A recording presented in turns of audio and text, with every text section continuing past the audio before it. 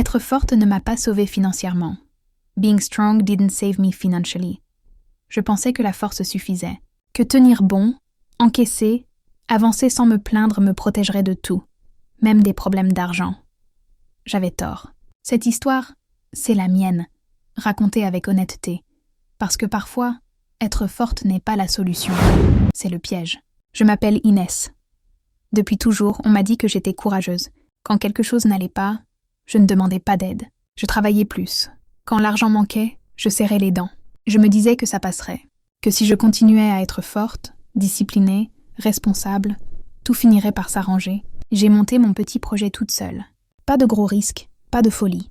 Juste beaucoup de travail, des nuits courtes, et cette pression constante de devoir réussir. Je refusais d'admettre que ça devenait trop lourd, même quand les factures s'accumulaient, même quand mon compte passait souvent dans le rouge.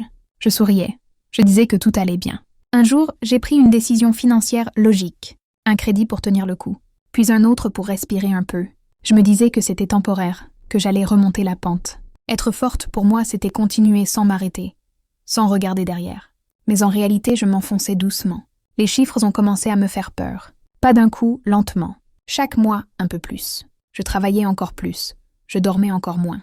Je ne parlais à personne de cette fatigue, de cette angoisse.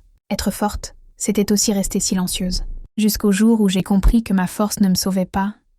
Elle m'empêchait de demander de l'aide. Quand j'ai enfin regardé la situation en face, il était presque trop tard.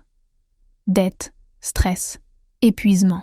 Pas parce que j'étais faible, mais parce que j'avais cru que la force suffisait à compenser de mauvaises décisions financières, prises dans l'urgence et la solitude. Aujourd'hui, je sais une chose. La vraie force, ce n'est pas tout porter seul. Ce n'est pas faire semblant d'aller bien quand tout s'effondre.